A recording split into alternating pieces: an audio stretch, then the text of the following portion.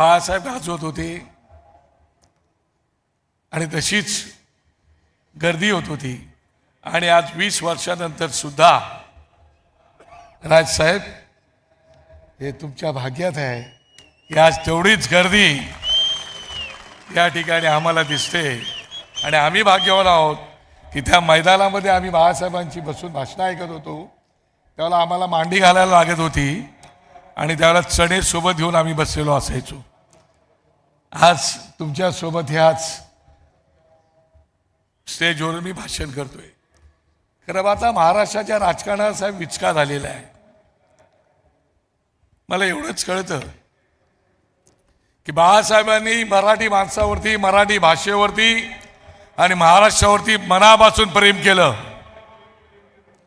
आणि त्याच्यानंतर जर कोणी प्रेम केलं असेल मराठी माणसावरती, मराठी भाषेवरती आणि महाराष्ट्रावरती, तर ते राजसाहेब तुम्ही एकमेव आहात की ज्याने प्रामाणिकपणे प्रेम केलेलं आहे. आणि म्हणून तुमचा आम्हाला अभिमान वाटतो. तुम्ही कधी इतर कुठल्या जातीचा, कुठल्या धर्माचा, कुठल्या प्रांताचा दुस्वास केला नाही. तुमचं म्हणणं आहे की महाराष्ट्र माझा आहे, या महाराष्ट्रावरती आमचा अधिकार पहिला आहे, त्याच्यानंतर तुमचा अधिकार आहे. एवढी तुमची भूमिका होती आणि ती चुकीची काहीच मला वाटत नव्हती. आणि म्हणूनच आत्ताच्या राजकारणामध्ये, राज्याच्या राजकारणात चाणक्य कोण आहेत, भीष्माचार्य कोण आहेत त्याची मला माहिती नाही. पण माझ्या दृष्टीने या महाराष्ट्राच्या राजकारणात धुरंधर एकच आहे आणि तो राज ठाकरे आहे. आणि म्हणून मला दिसतंय की साहेब, comeback is always powerful than setback. तुमचं कमबॅक होणार. यश अपयश येतं जातं. तुम्ही संयम बाळगलेला आहात आणि महाराष्ट्राची जनता सुद्धा तुमचा संयम पाहतोय. या महाराष्ट्राच्या जनतेला जे पाहिजे होतं की दोन भावंडांनी एकत्र यावी, म्हणून तुम्ही एकत्र आलात. केवळ एकत्र आला नाहीत तर ह्याच मैदानामध्ये जी त्यावेळेची सभा गाजवलीत आणि त्या सभा गाजवल्यानंतर थोड्याशा फरकाने मुंबई महानगरपालिका आपल्या ताब्यातून गेली, पण हरकत नाही. मला आठवतंय तुम्ही आपल्यासाठी काही मागितलं नाही. या स्टेजवरून लोकसभेला तुम्ही कुठली अटसट न घालता नरेंद्र मोदी साहेबांच्या सरकारला पाठिंबा दिला होता. आणि त्याला इथून तुम्ही भाषण केलं, त्याला एवढंच बोललात की मला तुमच्याकडून काही नको, पण माझ्या मराठी भाषेला अभिजात भाषेचा दर्जा मिळाला पाहिजे. आणि ते तुम्ही घडवलं. आणि म्हणून या महाराष्ट्राच्या जनतेचा तुमच्यावर विश्वास आहे. माझी तुम्हाला विनंती आहे, तुम्ही आता भाषण काय करणार आहात ते करालच, लोकांना मार्गदर्शन कराल साहेब. पण या महाराष्ट्रामधला तरुण बेरोजगार आहे, आर्थिक दृष्ट्या नागावलेला आहे. या बेरोजगार तरुणांसाठी काय करणार आहात त्याचं मार्गदर्शन करा. बेरोजगाराला काय देणार आहात त्यासाठी मार्गदर्शन करा.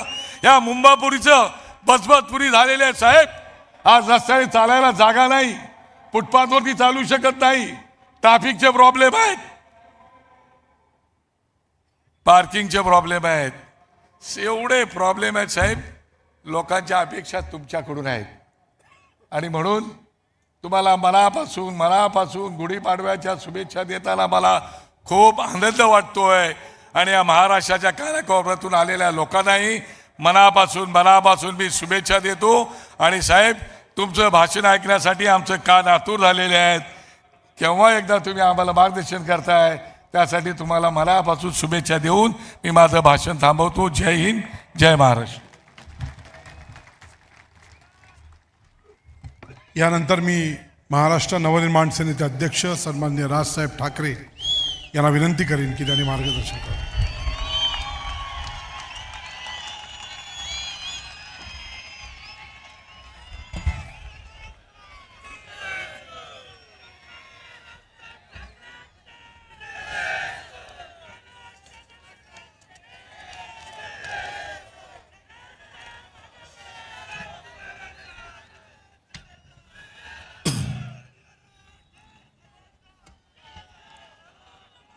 जमलेल्या माझ्या तमाम मराठी बांधवांनो, भगिनींनो आणि मातांनो, सर्वप्रथम मी आपणा सर्वांना गुढीपाडव्याच्या मराठी नववर्षाच्या मी मनपूर्वक शुभेच्छा देतो.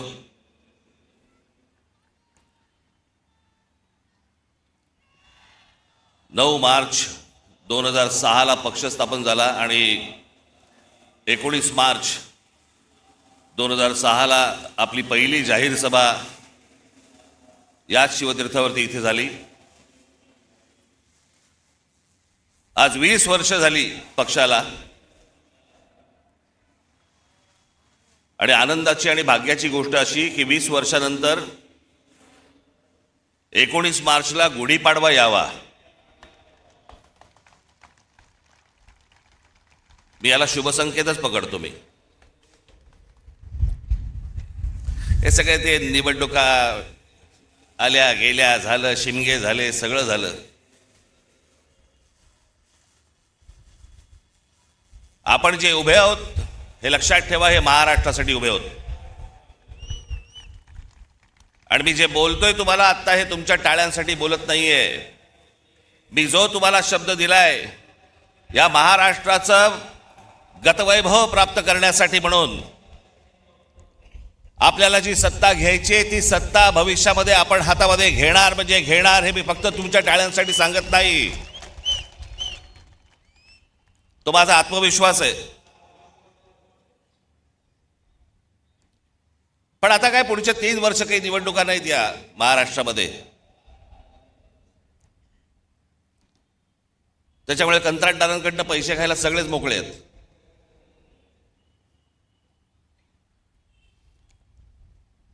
आज देशातही एक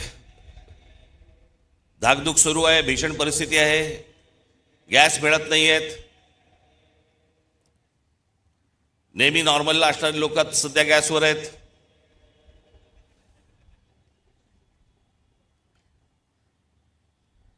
खरं तर काही गोष्टी आपल्याकडनं राहून गेल्या, आपल्या पंतप्रधानांकडनं पण राहून गेल्या. जो इराण इतकी वर्ष आपल्याला साथ देत होता,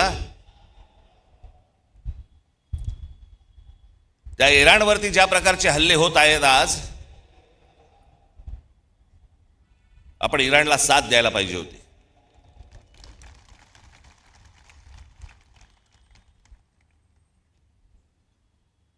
या देशामध्ये येणारं सगळं बरचसं तेल हे इराणमध्ये येतं, ते आपल्याला रुपयामध्ये देतात, देत आले. पुढचं मला माहित नाही. पण खामेनी गेल्यानंतर देखील आपल्या देशाच्या पंतप्रधानांनी कुठचंही निषेधाचं एक स्टेटमेंटही काढलं नाही, हल्ल्यावरती कुठचं स्टेटमेंट काढलं नाही. जो देश आजपर्यंत जम्मू काश्मीरच्या प्रश्नावरती देखील आपल्याला पाठिंबा देत आला, भारताला पाठिंबा देत आला, त्यांच्या मागे आपण आज अडचणीच्या काळामध्ये उभे राहिलो नाही, याचा त्रास निश्चित भविष्यात होणार आपल्याला.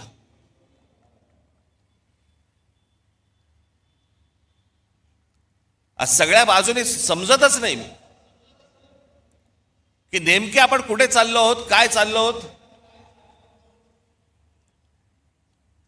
या देशामधली राज्य कुठे चालली आहेत, या देशामधली लोक कुठे चालली आहेत, प्रगती कुठे होतीये. मी आता गेल्या जानेवारीमध्ये आपली इथे जाहीर सभा झाली त्यावेळेला मी अनेक लोकांचे वाभाडे काढले इथे. आपण पण किती अडाणी आहोत हे पण सांगितलं.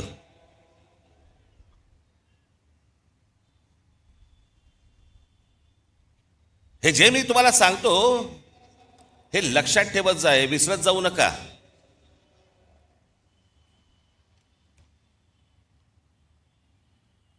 आज फुरसतीत आलायत ना, फुरसतीत आहात ना जरा.